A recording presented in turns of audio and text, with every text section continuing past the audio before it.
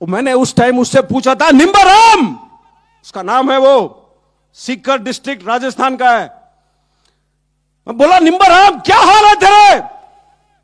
चोट खाने के बाद बिस्तरे पे पड़ा हुआ है जवान पतला सा आवाज में बोलता है मेरे से कि साहब पेट में थोड़ी सी तकलीफ है, और फिर बाद में बोलता है, साहब मैं तो ठीक हूं, अपने पलटन के बाकी बंदे कैसे हैं?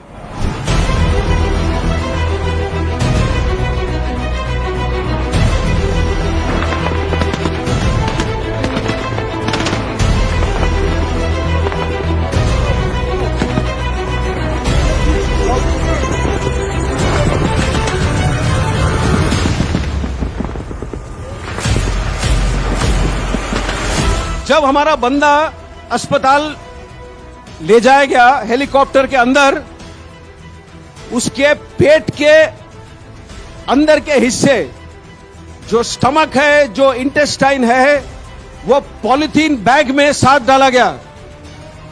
पॉलीथीन बैग में हेलीकॉप्टर के अंदर उसके साथ।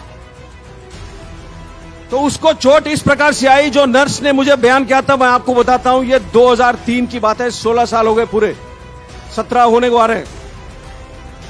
उसने नर्स ने बोला कि साहब उसके जो लेफ्ट वाला फीमर है, जो फीमर होता है, जो थाई का सबसे बड़ा हड्डी होता है शरीर का, वो 2 जगह पर फ्रैगमेंट हो गया। फ्रैगमेंट का मतलब क्या है? जो पेंसिल है जब आप तोड़ते हो तो 2 हिस्सों में टूटता है। फ्रैगमेंट का मतलब ऐसे, जो पेंसिल अगर 8 या 10 हिस्सों में टूटे वो फ्रैगमेंट है। तो उसका ये जो थाई बोन था 2 जगह पर फ्रैगमेंट हो गया था।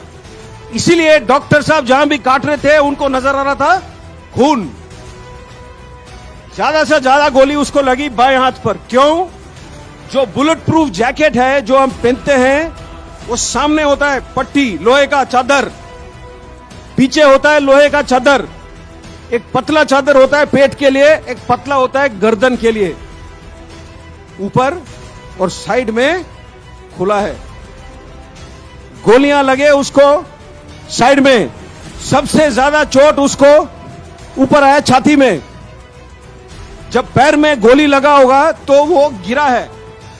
अब पहाड़ी में 20 मीटर 25 मीटर कितना नीचे गिरा है वो तो कोई नहीं जानता है, लेकिन जब गिरा है तो उसका छाती किसी बड़े पत्थर के नुकीली चोट पर पड़ा है, और यहां उसे चोट आई।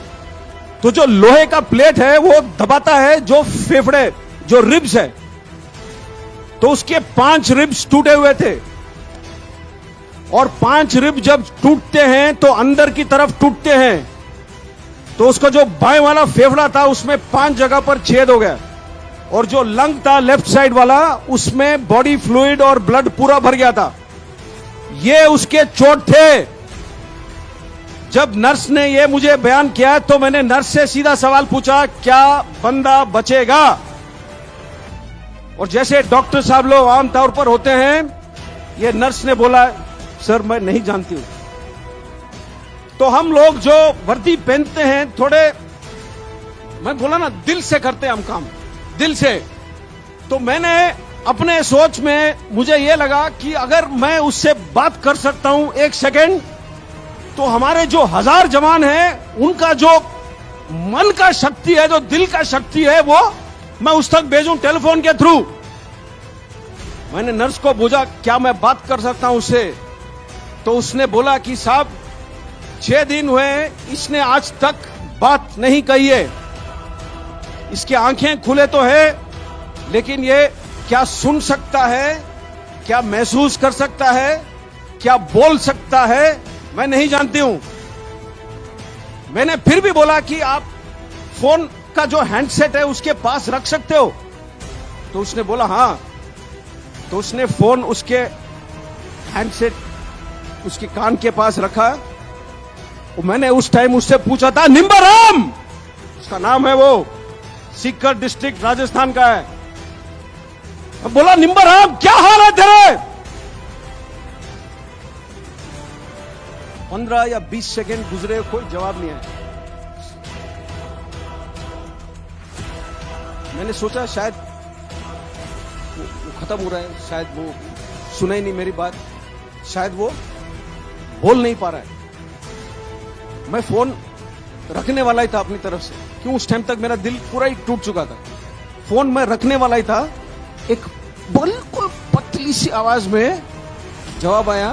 इतना चोट खाने के बाद बिस्तरे पे पड़ा हुआ है जवान पतला सा आवाज में बोलता है मेरे से कि साहब पेट में थोड़ी सी तकलीफ है, और फिर बाद में बोलता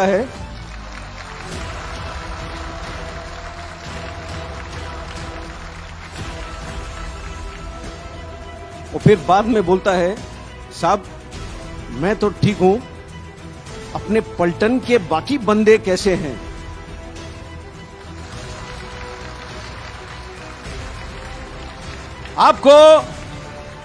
आपको कहानी सुनना है तो कहानी ऐसे सुनो, कहानी सुनाना है तो कहानी ऐसे सुनाओ।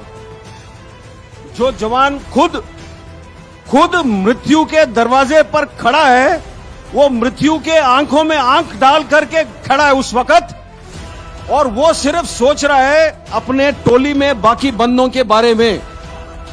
ये होता है सेल्फलेसनेस।